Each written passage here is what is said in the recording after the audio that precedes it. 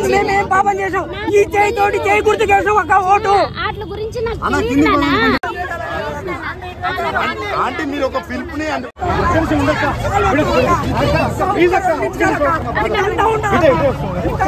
అక్క మాకు CM sir మాకు జాబ్ ఇచ్చారని మరి నమ్మకం లేదు. నీ దగ్గర ప్లేట్ లో అదేదో అడుగుతాం అక్క మాకు ఉద్యోగాలు. హైదరాబాద్ వాళ్ళకు 40 మార్కులకు ఉద్యోగాలు ఇచ్చారు, మాకు 130 మార్కులు వచ్చినా ఉద్యోగమే లేదు. ఈ రోజు కుమారి అక్క అంటే ఫేమస్ అయిపోయింది. మీ దగ్గరికి వచ్చి మా వినతి పత్రం సార్ ఈ 46 విషయం ఒక మాట్లాడండి సార్, ఒక మాట చెప్పండి అక్క.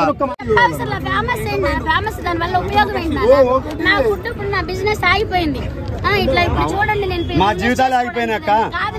Hello friends, welcome back to our channel. So మనం ఇప్పుడైతే కుమారి ఆంటీ షాప్ దగ్గరకు వచ్చామన్నమాట. సో ఈ రోజు కుమారి ఆంటీ గారు మళ్ళీ షాప్ ఓపెన్ చేశారు. ఇక్కడైతే చాలా గొడవ జరిగిందనమాట. నిరుద్యోగులు ఒక యూత్ అయితే ఇక్కడ కుమారి ఆంటీ గారి మీద ఫైర్ అయ్యారు. మేము ఓట్లేసి గెలిపించాము, మా బాధలు మీకు తెలియదా, మాకు ఉద్యోగాలు లేవని చెప్పేసి కుమారి ఆంటీ షాప్ మీద అయితే ఒక గొడవ చేశారనమాట. అసలు ఏం గొడవ జరిగింది ఏంటి అనేది ఒక క్లియర్ విజువల్స్ అయితే మనం ఇప్పుడు చూద్దాము. లాస్ట్ వరకు అయితే వీడియో చూడండి, స్కిప్ చేయకుండా, మీకు అప్పుడే కంప్లీట్ ఇన్ఫర్మేషన్ అయితే అర్థమవుతుంది.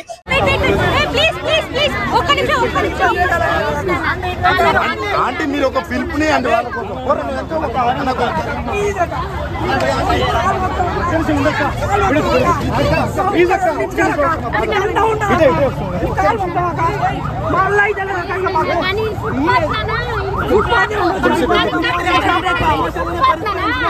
ఎన్ని నెలల నుంచి కదా, ఎన్ని నెలల నుంచి మార్కులు తెచ్చుకొని మేము పోరాడుతున్నాం.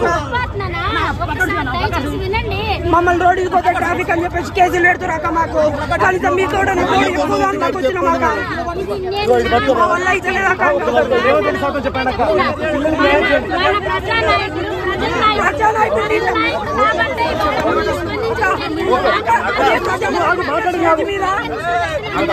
మీ ఒక్క మాటకు సీఎం రేవంత్ రెడ్డి గారు స్పందించారు. మీ తమ్ముడు అనుకోండి, ఈ జియోబాటిక్స్ మీద కొంచెం మాట్లాడండి సార్ అని ఒక మాట చెప్పండి. జియోబాటిక్స్ విషయం మీద మాట్లాడమని ఒక మాట చెప్పండి అక్క.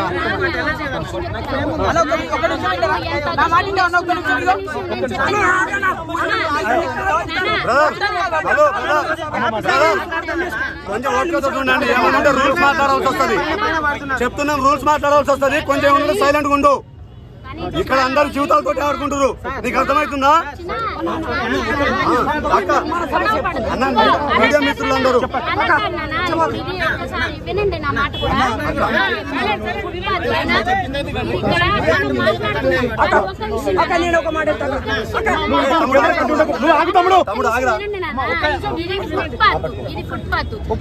ట్రాఫిక్ జామ్ అవుతుంది. దీని వల్ల మన వల్ల ఇంకోటి ఇబ్బంది. మన సమస్యలు ఏంటనేది తీర్చే నాయకుడు మనకు వచ్చాడు. ఇవాళ ఆయన వచ్చారు కాబట్టి ఇవాళ ఒక చిరు వ్యాపారిని కూడా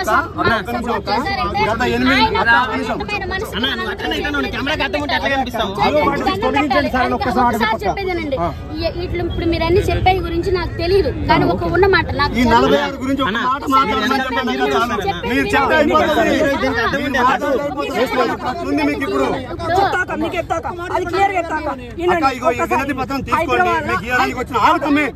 హైదరాబాద్ వాళ్ళకు 40 మార్కులకు ఉద్యోగాలు ఇచ్చారు, మాకు 130 మార్కులు వచ్చినా ఉద్యోగమే లేదు. ఈ రోజు కుమారి అక్క అంటే ఫేమస్ అయిపోయింది. మీ దగ్గరికి వచ్చి మా వినతి పత్రం సార్ ఈ 46 విషయం ఒక మాట్లాడండి సార్, ఒక మాట చెప్పండి అక్క. మీ తమ్ముడు లాంటి వాళ్ళం. ఒక్క విషయం నాన్న, నేను చెప్పేది వినండి. ఇప్పుడు ఆయన నా ఒక్క సమస్య కాదు, ఆయన ప్రతి ఆయన కష్టం తెలిసిన మనిషి.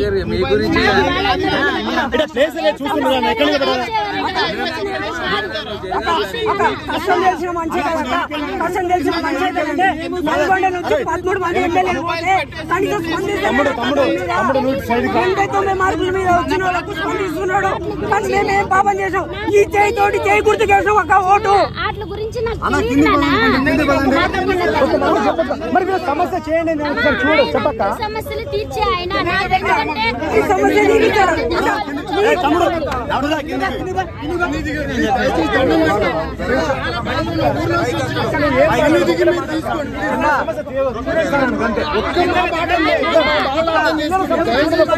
ఎందుకు అనకపోతున్నావు అక్క నువ్వు? ఏం కాదక్క. చూడండి ఒకసారి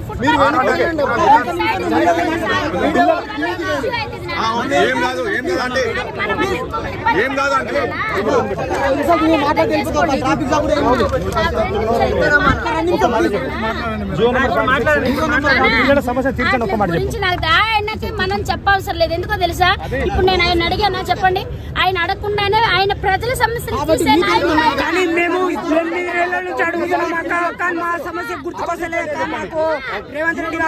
నేను చెప్పాల్సిన అవసరం లేదు. ఒక విషయం చెప్తున్నా, ఇవాళ ఒక చిరు వ్యాపారిని ఒక రోడ్డు సైడ్ ఒక ఫుట్పాత్ మీద పెట్టుకుని ఇది చేసుకుని ఆయన కూడా ఆయన స్పందించి మనకు సపోర్ట్ గా నిలిచారంటే దాన్ని బట్టి ఆయన మహోన్నతమైన జాలి చూపించే మనిషి. నేను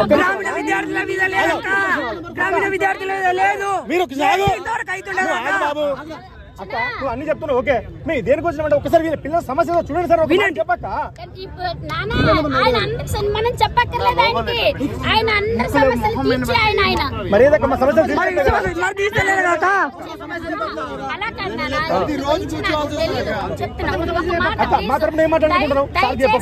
ఆయన ప్రజానాయకుడు, ఆయన మన ప్రజల మనిషి, మన ప్రజల్లోకి ఇప్పుడు వస్తారు అన్నారంటేనే దాన్ని బట్టి మీరు అర్థం చేసుకోండి. అక్క మాకు సీఎం సార్ మాకు జాబ్ ఇచ్చారని మరి నమ్మకం లేదు. నీ దగ్గర ప్లేట్ లో అదేదో కడుగుతాం అక్క, మాకు ఉద్యోగాలు నీ దగ్గర ప్లేషన్ మరి ఏదో కడుగుతాం మేము, అందిస్తాము.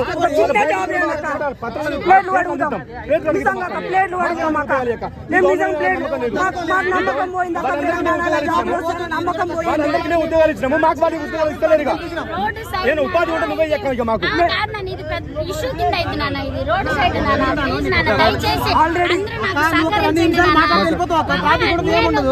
నేను చెప్పేది ఒకటేనా, మన ప్రజల సమస్య తీర్చే నాయకుడు ఆయన.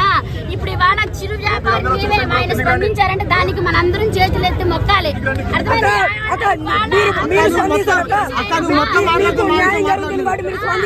మేము 8 నెలల నుంచి మాట్లాడుతున్నాం అక్క, మా గురించి ఎందుకు స్పందిస్తలేడు?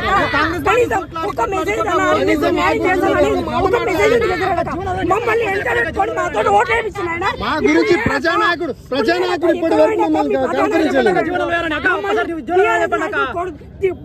పట్టుకొని గల్లవాటి అడుగుతారు. బీఆర్ఎస్ కాంగ్రెస్ ప్రజాప్రభుత్వం అన్నారు కదా, ఇప్పుడు ఎక్కడుందని మాట వినండి దయచేసి. దీనికి నాకు ముడిపెట్టకండి, కానీ ఆయన ఈ చిన్న విషయానికి వీటి గురించి నాకేమీ తెలియదు. ఒక్కసారి నాన్న వినండి నాన్న, ప్లీజ్ నాన్న, మనం ఒకరికి చెప్పక్కర్లేదు. ఇవాళ నేను అడిగితేనే ఆయన స్పందించారా చెప్పండి?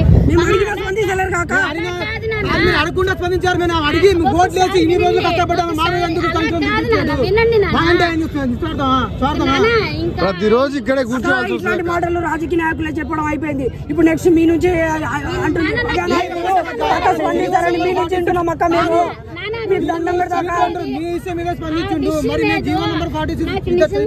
నేను చెప్తా చూడక, ఇష్యూ చెప్తా చూడక, మీ ముందర చెప్తా అక్క నేను హైదరాబాద్ లకి 89 మార్కులు జాబులు ఇస్తున్నారు, జామీదారుకు 120.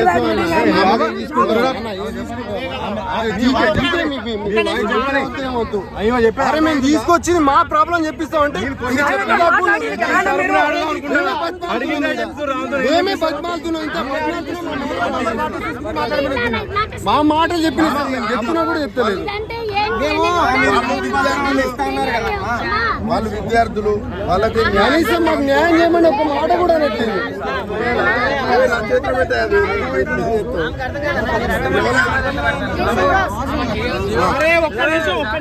అన్న ప్లీజ్ ఒక్క మాట మాట్లాడారు. అందరిని కింద దించి ఏం చెప్తుందండి అన్న, మీరేమన్నా పెట్టుకోండి బ్రదర్, మీరు పెట్టుకోండి. అన్న దయచేసి నేను చెప్పాలనుకున్నాను, కుమారి అక్క దగ్గరికి ఎందుకు వచ్చామంటే, ఈ రోజు కుమారి యొక్క బాధను చూసి సాక్షాత్తు సీఎం అక్క ఉండండి, సీఎం రేవంత్ రెడ్డి గారు స్పందించి వచ్చారు.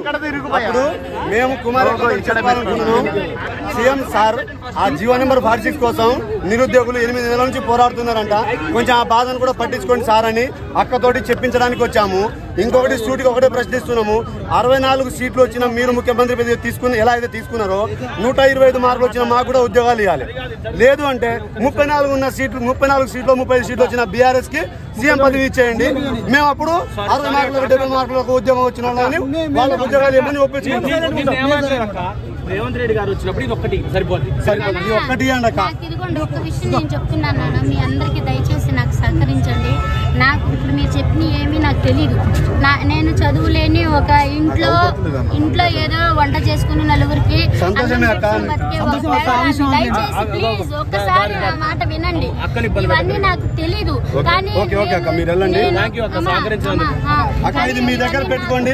రేపు సీఎం రేవంత్ రెడ్డి గారు వస్తారు, మిమ్మల్ని పిల్లగాళ్ళు వచ్చిరంట ఏందని అడుగుతారు. ఇది ఒకటి మీ దగ్గర పెట్టుకోండి అక్క. ఒక్క విషయం ఆయన స్పందించారంటే ఆయన ఏ సమస్యలైనా తీర్చగలగల.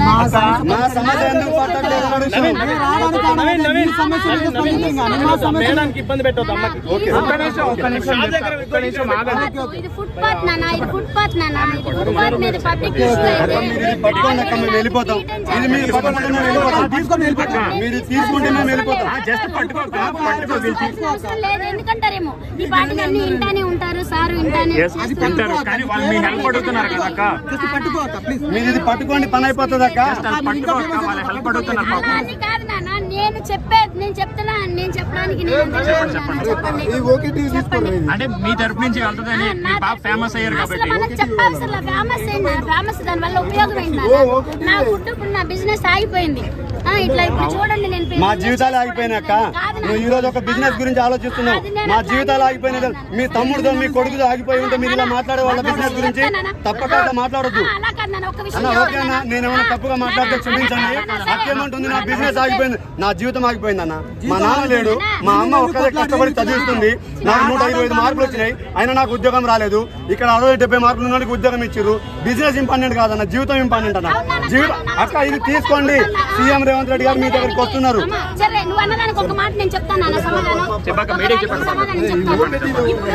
నేను ఒక రైతు కుటుంబంలో నుంచి వచ్చా చెప్తున్నా, ఒక రైతు కుటుంబంలో నుంచి వచ్చాను. ఇప్పుడు ఇవన్నీ అంటే మీరు అన్నీ చెప్పేయండి, నాకు తెలియదు.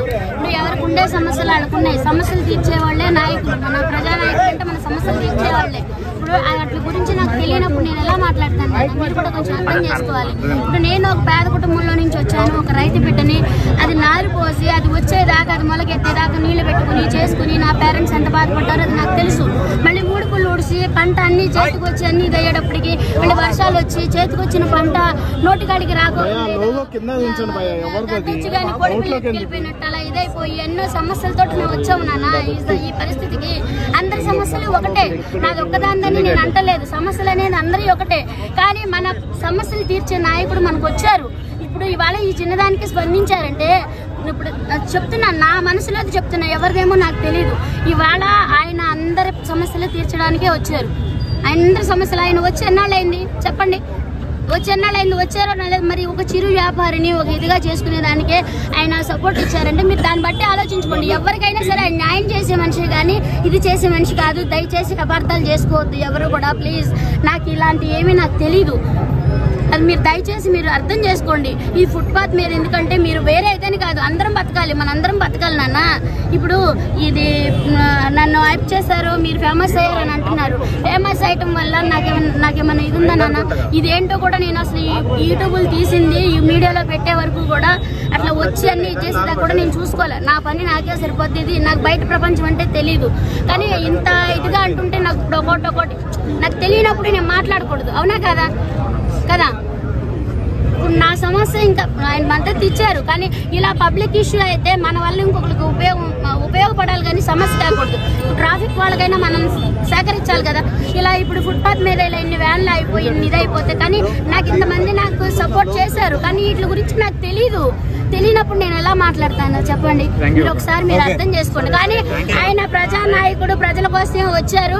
ఆయన మన కోసం ఇప్పుడు ఒక చిరు వ్యాపారిని ఒక ఫుట్పాత్ మీద బతికే ఒక ఆమెకి ఇంత ఇచ్చేసారంటే ఆయన ఎవరికి అన్యాయం చేయలేరు. ఆయన అపార్థం చేసుకోవద్దు ప్లీజ్. జై Kumar Reddy.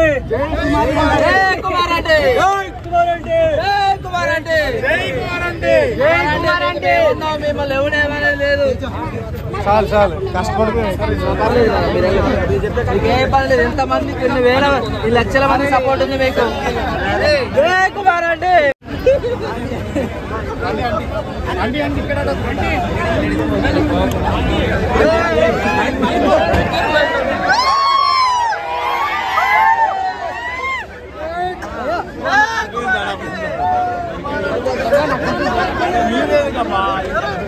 Minimum common sense కొందరు లేడీ ఉందని ఇప్పుడు లేకుండా కేబుల్ అవుతుంది.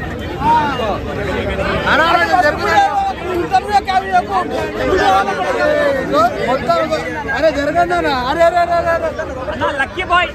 ఏం లక్కీ బాయ్? నా గంట అయింది మాట్లాడాలా? వీడియో మాట్లాడతారు.